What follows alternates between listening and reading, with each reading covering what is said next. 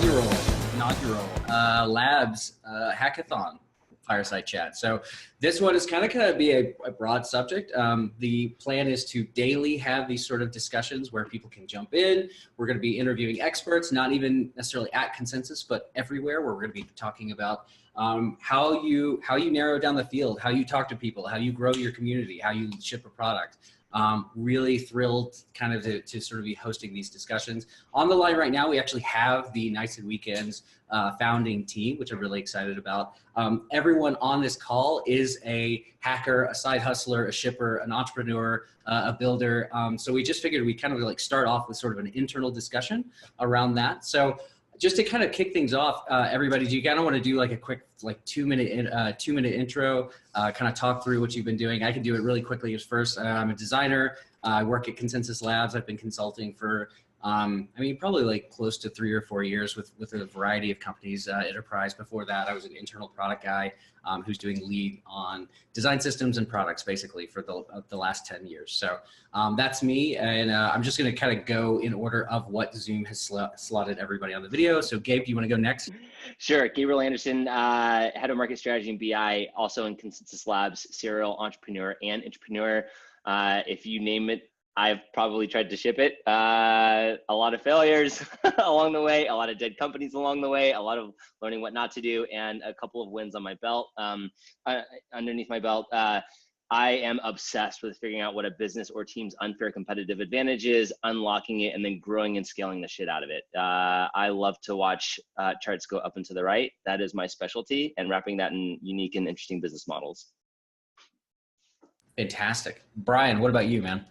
Hey, Brian Dell, also on the Labs team. I do innovation strategy. My primary focus is understanding where technology will end up sort of having an impact at the intersection of people, business, and tech. So less focused on the kind of grand tech theory, which a lot of people in Consensys are focused on, much more the experience and then the nuance of the impacts and value impacts that it'll have on people as industries transform with it. My background is I worked in media. I had my own businesses a number of times, but always working in the same space of if we can understand people better, and if technologies, if people can understand technology better, we'll find better ways to create value between the two. Fantastic. Jake, you're next, man. Cool. Jake Eliasberg. I'm a project manager on the Labs team. I've bounced across a few different industries in my career, but basically try to put together project plans to figure out how best to ship whatever we're building as quickly and efficiently as possible. Fantastic. And finally, Katie.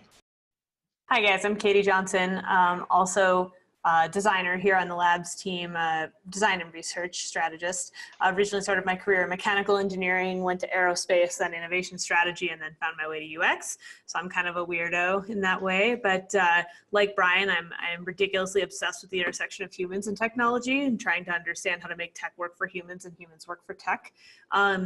As far as my nights and weekends go, done everything from running an 80s band to running one of the biggest UX research meetups in the country, which we're very excited about here in Boulder, Colorado, and everything in between. Like Gabriel, I've been an entrepreneur. I've never been an entrepreneur, but I've supported tons of entrepreneurs. So very excited to be here and helping our team ship over the coming weeks.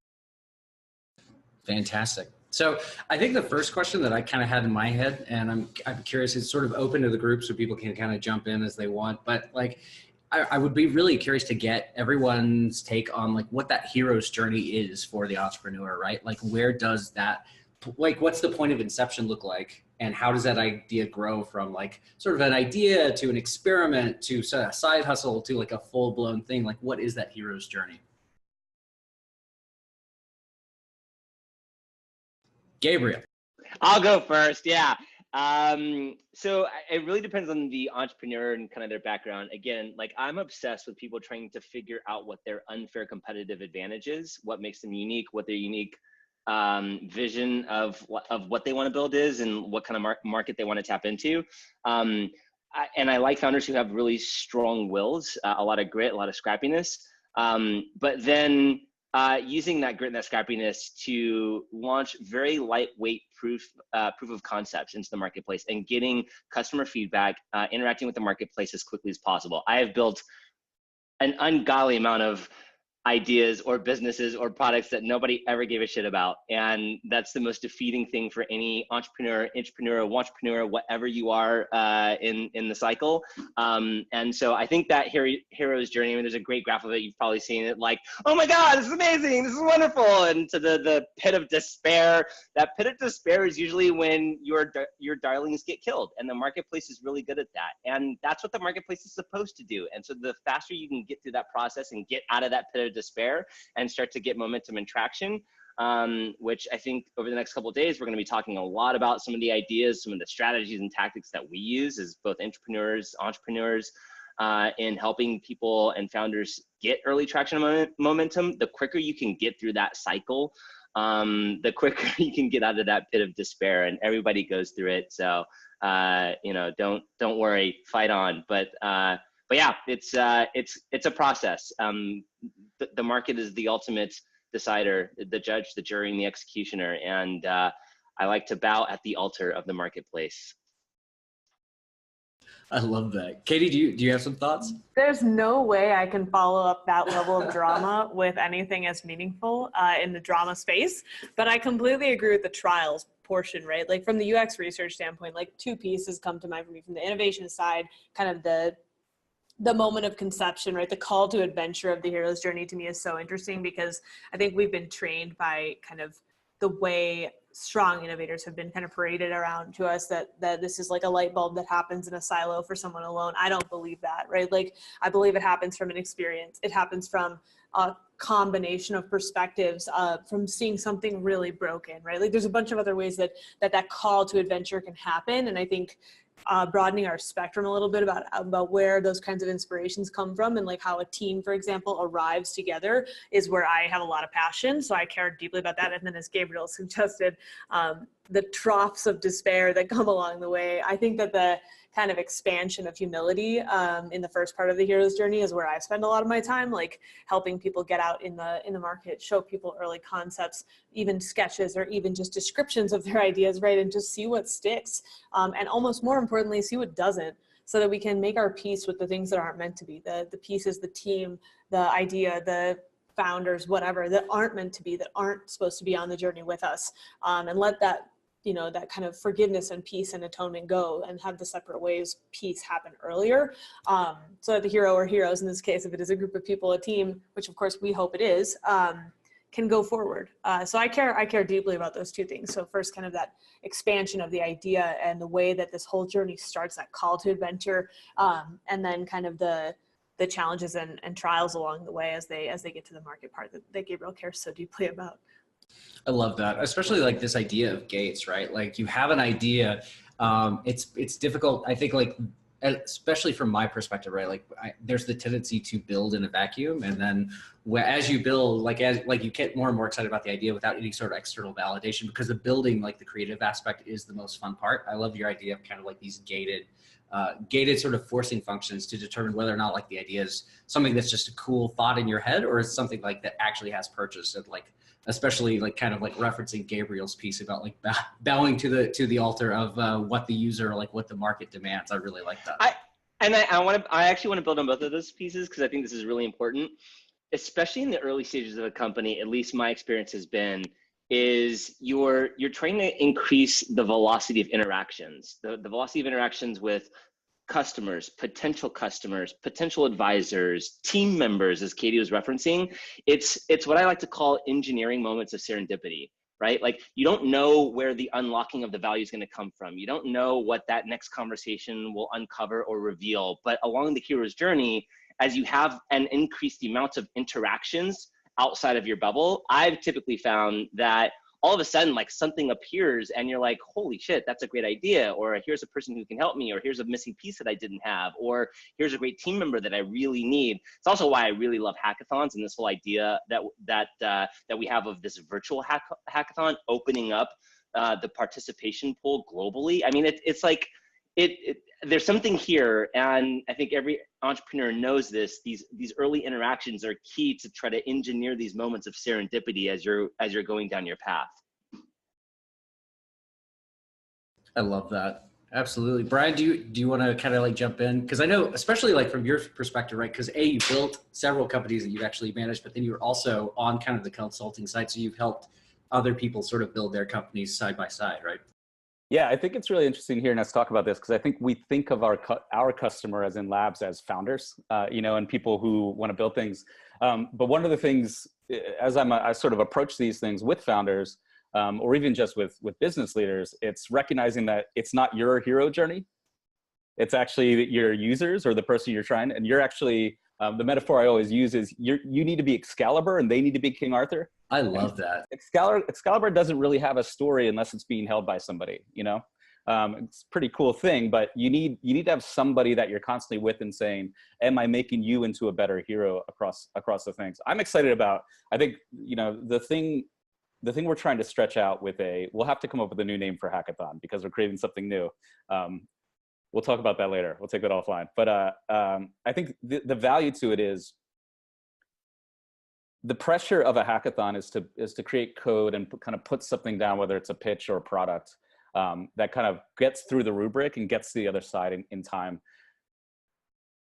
A company or something with the potential to be a company and to be really valuable needs the time to get those interactions that Gabriel talked about in order to learn not just from the market, but from the actual problem it's trying to solve. And I think what I'm interested in with this time is the ability to have people who can obsess over the problem so that they don't get too stuck in their solution too early. And I think that's a new kind of hero's journey. It's essentially about asking, how can I help every step of the way instead of look what I'm doing every step of the way. I love that. That's really good. Jake, I want to build on that piece of like, you're not necessarily, you're not King Arthur, you're building Excalibur, right? And I think I love the idea of Excalibur because it is like sort of this legendary blade. It's this one in a million. I'm kind of curious, like from your perspective, especially kind of being like sort of the integrator who sort of builds these amazing teams, right? Like what sort of advice do you have for people sort of evaluating potential contributors, right? Like we're seeing a lot of team matching going on in the Discord channel right now. Maybe like you've kind of got, maybe people have like sort of some people in the kind of the back of their head, like I should really reach out to X, Y, or Z. Like how do you evaluate deficiencies and needs and how do you sort of like coordinate that? Yeah, I might pivot from from what you're asking. Totally. But I think it's like tangentially related, where I think like one of the really interesting things that I think this group is trying to provide is like a platform for people to just try and experiment, which I think is sometimes like a little less glamorous than like a hero's journey. Like the likelihood that you're going to become a hero on your first try is like probably pretty low. But I think what's really cool is that, we're prompting people who don't necessarily have all the skills to, be put in touch with other people around the world who like can help them get to where they need to go. And I just think like, with a lot of people out there in the world, like sometimes they just need the initial push or like different kinds of encouragement to know like, hey, you actually have like a lot of the skill sets that you need to be a successful entrepreneur, whateverpreneur. And I love that, that's sort of like how we're going about this. I think, so I just wanted to get that piece in there. I can revisit your question now just in terms of like, skill sets and team building. But I think like the first major step to, I think, trying to understand what you might need in a team is, I think, really understanding yourself and being really real with yourself about what are you not good at, so that you can find people who can like help complement you in that way. And it's just being really honest and truthful. So I love that. Is there a there's no like quick way to there's no like fast path to self-discovery, unfortunately. But I wonder if like, from your perspective, there is like kind of a rubric or like, especially with teams like kind of operating within this sort of like 15-day time crunch, like, are there I guess like the 80-20, are there obvious ways in which they can sort of look at what they're building or look at what they've done in the past and say like, you know what, I think the reason why this didn't go so well is maybe because of XYZ. Maybe I need someone who's good at that. Or like, are there sort of like, I guess, telltale signs is what I'm getting at. Yeah, I mean, I think like just the process of going through retros at the end of every project is just a really key thing so that you can just always build upon sort of like what you're discovering in that. And I think like if you haven't done that already, would encourage you to like go back to your team to figure out like sort of what went well, what didn't go well, and also just like a broader concept of like, you know, honest and open feedback across like teammates and people that you've worked with. I know like our team is going through that process right now, hopefully very beneficial in the future. So yeah, I think like just like having a feedback process, just an ongoing feedback process is really helpful in that. I like that a lot. So, and I'm going to, I think I want to kind of like push this a little bit further, especially around this idea of like entrepreneurial, right? Because I associate entrepreneurial with like working, basically like building new products based off of someone else's initiative. And so I'm kind of curious, and again, I want to kind of go back a little bit to what Gabe was saying as far as unfair advantages. When you are thinking about unfair advantages, you are either playing to your strengths or like your specific knowledge base, or you are identifying an opportunity and then trying to get caught up really quickly inside of an unfamiliar space. And I think especially how we've kind of structured this hackathon, we're kind of asking people to do the latter, right? Like there will probably be people who are, familiar with fintech, familiar with maybe even familiar with DeFi, but for the vast majority of the people hacking, I think it might be a case of them needing to get up to speed really quickly or identifying ways to figure out that unfair advantage. And I'm kind of curious how y'all kind of look at that whenever you're operating in this space you're not familiar with. Yeah, I think that's a great point. We definitely can't expect everyone to have a deep expertise as we are pointing them kind of down the funnel at an opportunity area. But I do think you're right. The thing that I think is really leverageable in a time period like this is one unique insight that you think is powerful enough about either the category or the issue or the problem at hand that you could rebuild an entire kind of product around it, right? So even from our bounties, we put in credit as one of them. And a very simple view of credit is it's a thing that happens behind the closed doors of a bank. So there's a lot of insights you can boil out of that are, you know what if we just inverted that and then thought of new entry points into it? So I think it'll be a little bit less around an unfair advantage in terms of building a startup, but a little bit more about leverageable insights in terms of building a product that couldn't have existed until you kind of flip the orthodoxy of the issue around. I really like that. Gabe, do you have anything to add, or Katie? Yeah, I can jump in here. I think Brian's 100% right. I think one of the things I kind of alluded to this in the hero's journey part, but like what's so interesting about innovation is that we're basically looking for overlapping white space, right? Perspectives that create overlapping white space.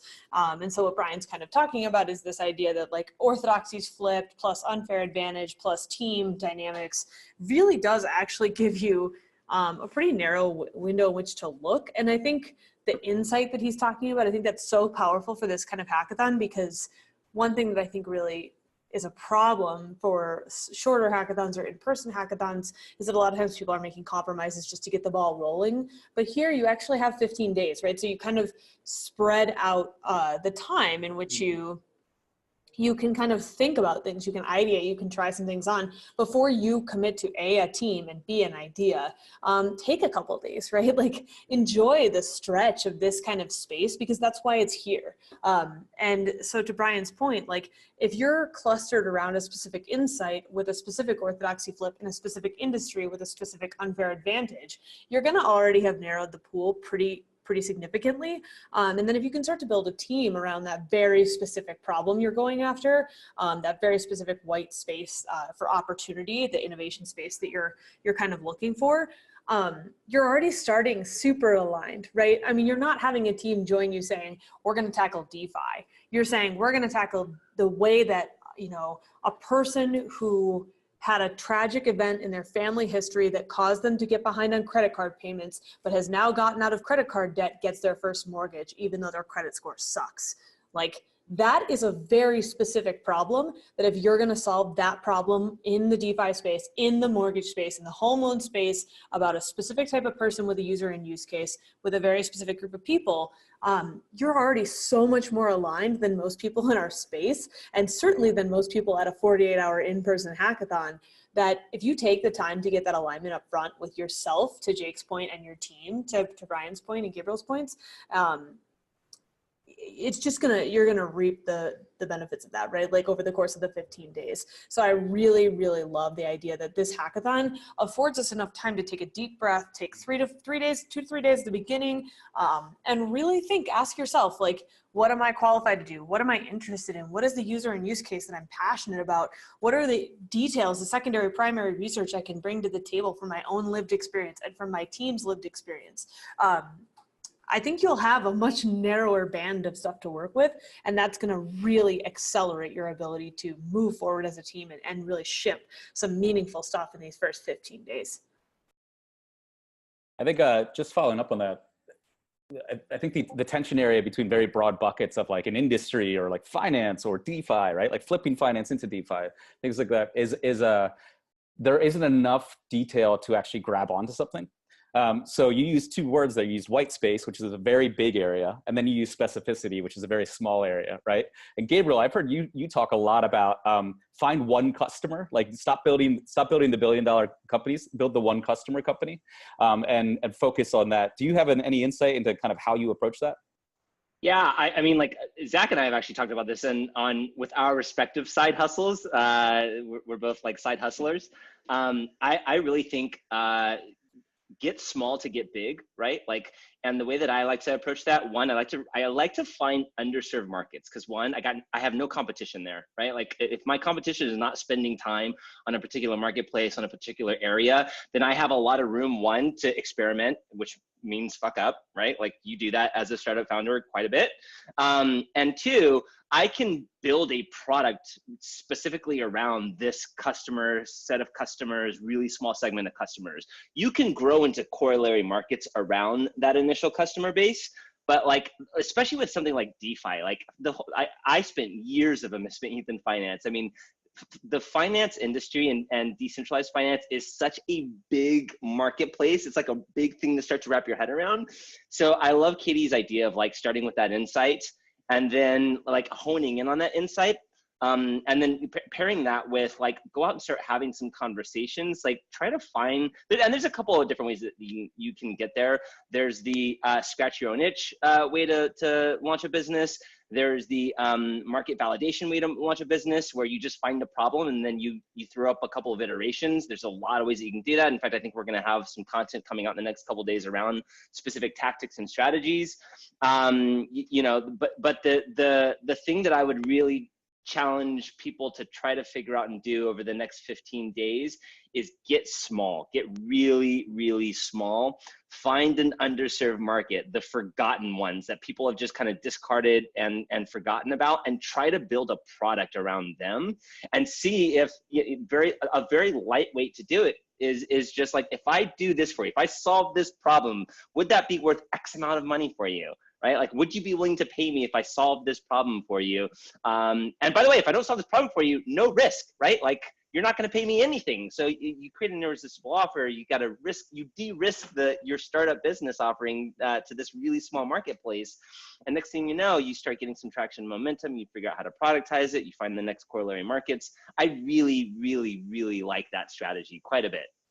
I love that. There's I think in the show notes, so I'll include a link to a website that I love, and it's dothingsthatdonot.scale.com.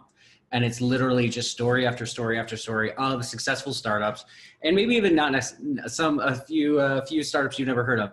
And it's just their strategies for growing, right? Like it's fantastic. It's got everything from the old Airbnb story of them starting out just renting an air mattress in their living room to a whole bunch of other stuff. It's one of my favorites. I really like that.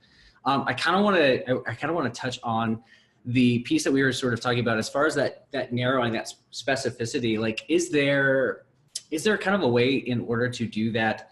I guess like with it, like let's pretend that like we know that we're working over like a 15-day period, right? Like, how would you time box that, and what would be a way that you kind of rapidly iterate towards that specificity around the solution?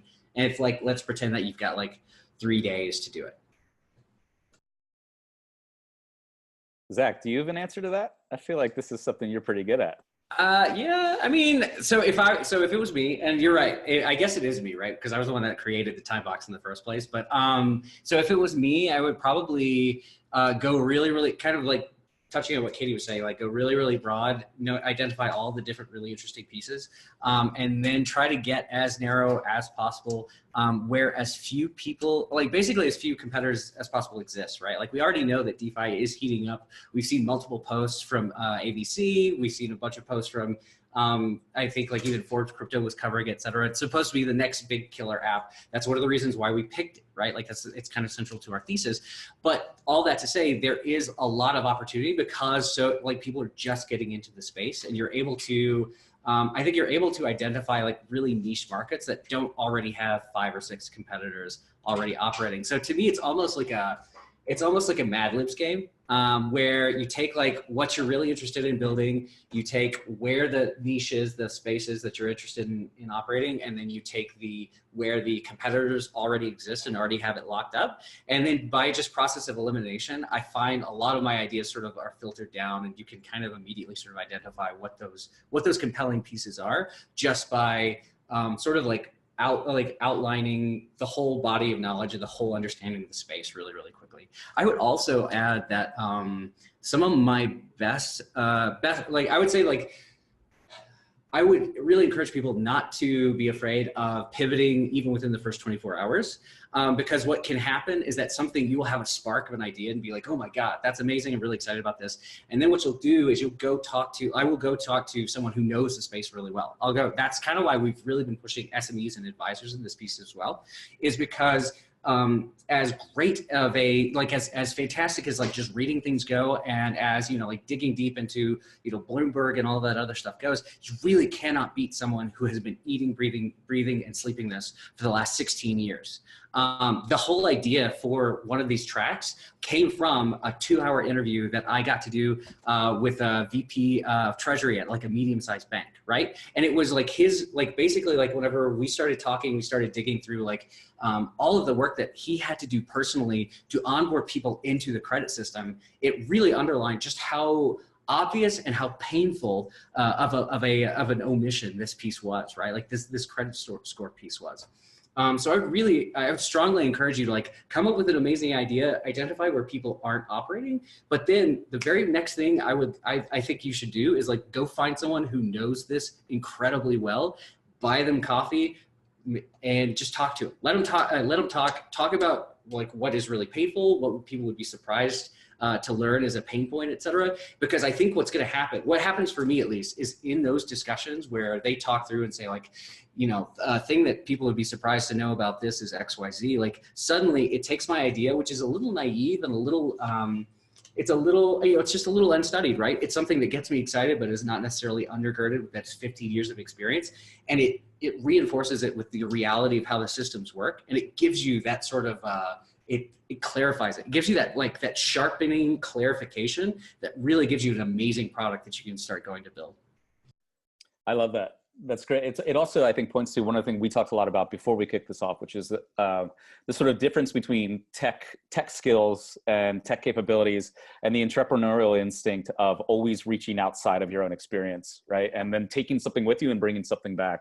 And I think there's something so what you're basically saying is map everything you know on the board, cross off the things that you think are obvious and saturated, and then go get like native and unique points of view that can fill in the color for the things you don't know.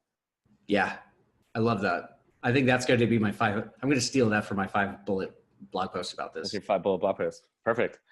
Katie, do you have anything? You work a lot with sort of generative research and stuff like that in terms of finding white space and getting through to those first ideas, first opportunities quickly. Any insights there?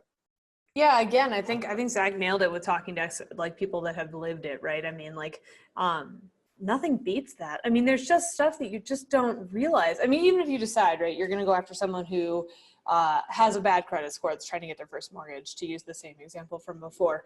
Like talking to some people who have been denied mortgages and like actually understanding the process will give you so much rich insight into like the personal hell that they went through and like how much the system is actually set up to not serve them, right? So to Gabriel's point, you're redoubling down on the idea that like, wow, this is a blue ocean strategy, right? Like, in other words, there's a ton of opportunity to serve here, and there's no one that's already here doing it. It's totally underserved. And then on the flip side, to Zach's point, like, and your point, Brian, you know, like, yeah, there's just stuff that is terrible that we don't know about. And the more that you can understand how terrible the system is, the current system, the more that you'll see that, again, if it comes back to the same concept. Like if you throw out these things that we've taken for granted for so long and just say those aren't true anymore, that is literally how innovation happens, right? I mean, like, I'll give you an example, like basically going back in time, right, to before the current dawn of time, you would buy albums, right? You'd buy maybe a single, but there was no concept for like, I want to buy a single song, right? iTunes came in and just totally did away with that. They're like, nope, we're going to have people be able to buy individual tracks. This idea of buying an album is dumb.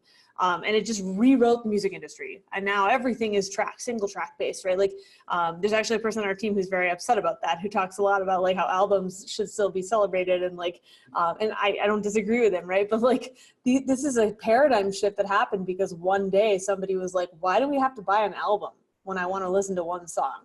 Like, if you understand how broken the system is and just ask yourself, why don't we have an ability to forgive the fact that this person lost 2 parents in 1 month and then fell behind on credit card payments for a couple months and then pulled themselves out of the gutter? Like, this person's a superhero, right? Like whatever they're doing, I want to learn how to do it, right? And they can't get a home loan because their parents died in the same month and they got screwed. Like, what? I mean, I think when you start to see just how broken things are and just how like cold and taken for granted a lot of this stuff is, you'll see that there's so much rich opportunity to just say, to hell with that, we're going to do it better. And I mean, that's personally where I love to live. So I feel like I get so much of that just from talking to people and understanding the burden of the world that people live in today. If it's okay, I'd like to just make one small point. It was something that you said earlier, Zach, on finding the subject matter expert, which I know Katie is a big fan of as well. The way that we've been talking, you might get the impression that we're talking about like B2C type of businesses or startups. One thing that I think is a huge opportunity that I would urge people to explore a little bit to that blue ocean strategy that Katie was bringing up earlier is the B2B or the enterprise space. A lot of hackathons, a lot of startups try to build around the B2C space. I think there's a lot of opportunity in that enterprise B2B space. And one of the strategies that I would really implore people to think about is finding that subject matter expert, somebody who's really, really deep into a particular industry or space or vertical, who has a lot of domain expertise, and bringing them on, enticing them to become an advisor and or super advisor of your company. And there are very lightweight ways that you can find these people and pitch them what you're thinking about and getting them excited. And if they get excited, like these are people who can literally walk you into your first 10 companies. They can help you with their product roadmap. They can help you with product market fit. Like it's a big, big opportunity. And I will tell you, software or technology for the B2B or enterprise space, if you just do a quick, search around the ecosystem, is not sexy. So if you can come up with something that has really, really slick UX UI, and then find a really solid technical person to help you with more of the back end blockchain aspect, I think that could be a really, really big opportunity. And it's one that I've been thinking a lot about since I entered the blockchain ecosystem. So just a follow-on question: is this a 5-minute response, or should we play? And you can, all right, yeah, you should tell me if we should just plan a follow-on. I want to hear more about how, like, what does getting someone on as an advisor look like, and like, what is sort of the expectations around that? I think this is a follow-on conversation. As you know, Brian and I have kind of been working on some content, some very tactical content, which I'm going to start to touch on this piece as a super advisor as a strategy. So I feel like let's definitely do a follow-on to this after that piece comes out as well, because I think we could have some really good, rich conversations. I have several entrepreneur friends who literally got walked into their company getting purchased using this strategy. It's a really, really strong one if you can pull it off, and if you're smart and can execute.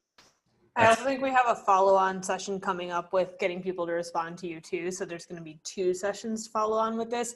And I think that we'll definitely have tons of content here because it's so important, right? Like this is the part that is really hard, especially for people who've never done it before. And it's very intimidating. And we want to make sure this part feels as like you're getting as much support as we can provide, and also that you're hearing from people who know how to do this.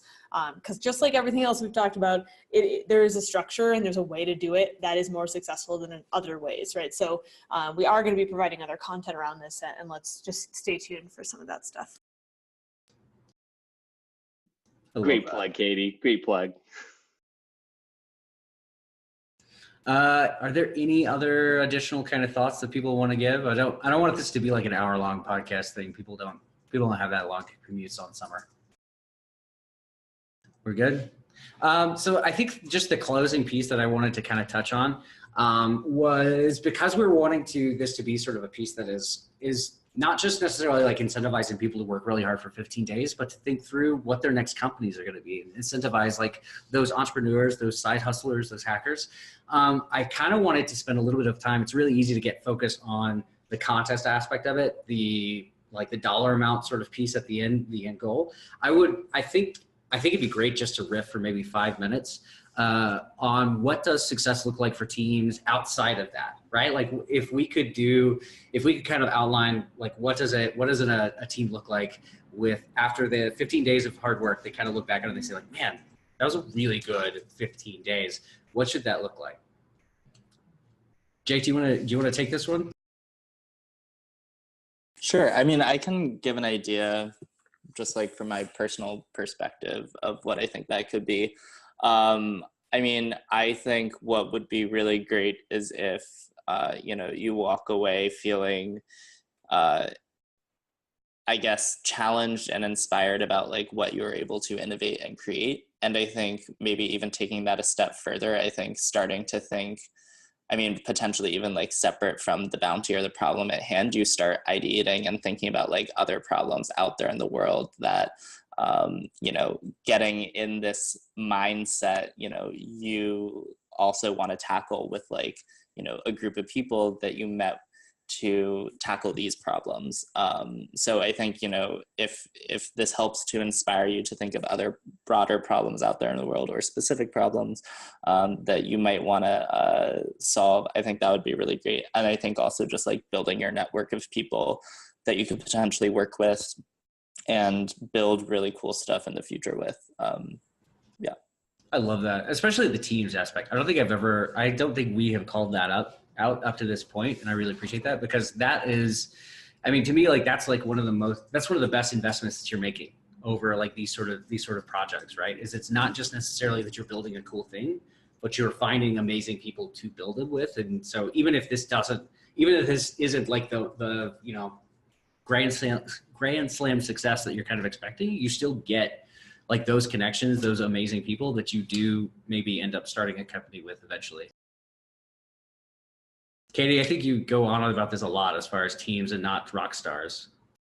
I think individual rock stars are awesome. I just think that, I've seen individual rock stars on teams that are not, or by themselves and not able to do everything, right? Like no one is able to do everything well, per Brian's comment, right? Like, yeah, I mean, even individual pop stars have a lot of work going on in the background, right? Like a lot of people in the backside of what they do that makes them look really, really good. So, yeah, I think what we're interested in here is looking for teams with complementary superpowers. Like, speaking as someone who works on a team with complementary superpowers to my own, I think it makes a huge difference in coming in every day and working with someone that just like automatically fills in the gaps where I am not great, and I hope feels the same way about me, right? So like it just changes the game. It changes what you're able to ship. It changes how you're able to think. It changes how you're able to question the status quo.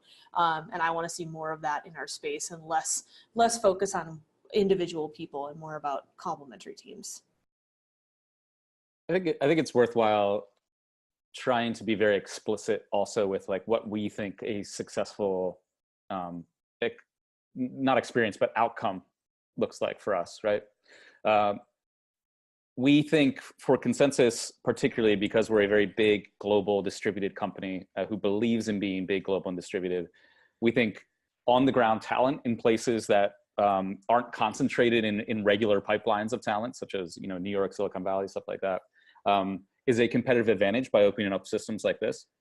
We think the best outcome for us coming out of our hackathon, our pilot, would be recognizing great talent and great talent working together, teams, for both their ability to work together and get something done that scratches the itch of the challenge we put in front of them, but also to show a kind of signal that normally doesn't show up in hackathons, something a little bit more entrepreneurial than just technical. So the ability to say, I've got a hunch, I think I can execute against that hunch in a period of time, and I'm going to make sure that hunch gets a feedback loop so I'm learning more about that hunch as it goes on. And I can prove those things because proving it is part of what being an entrepreneur means. So for us, I think what we're really looking for, what a great experience for both the teams and for Consensys Labs would be is people who have the ambition to go build something and jump through the hoops over this longer period of time, and instead of system that we've created that gives them enough initiative to know that they'll be supported as they do it and after they do it by pouring some energy into it.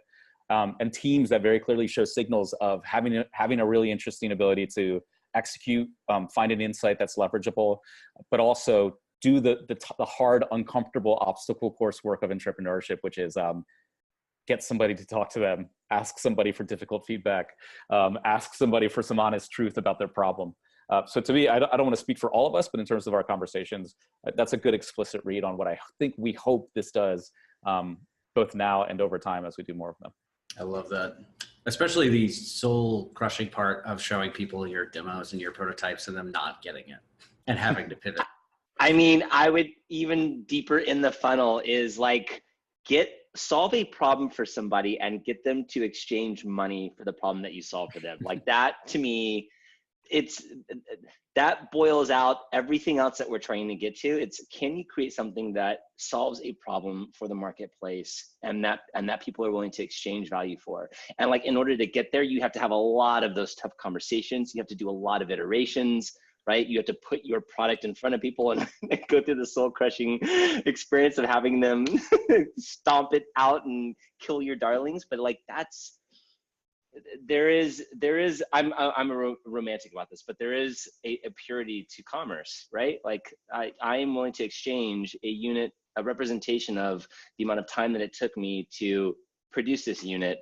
And that means that you're actually doing something, you're actually creating a value add in the ecosystem. So that would be great. Yeah. I love that. I think that does it for the time that we've got. Thanks to everyone for this fantastic conversation.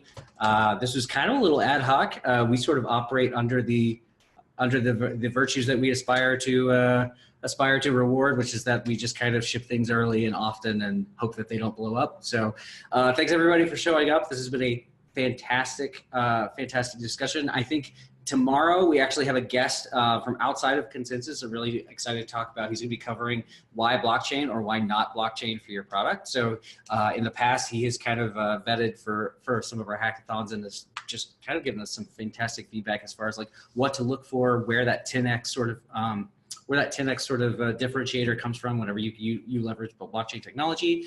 And then I think after that, we have actually like some community building and sort of like pitching like story development pieces from Brian and Gabe. So looking forward to that. I will be sending out the links basically sending out the links on the Discord server. So if you are not on the Discord server, please join that. That's probably going to be like the central place where we start broadcasting out a lot of the stuff.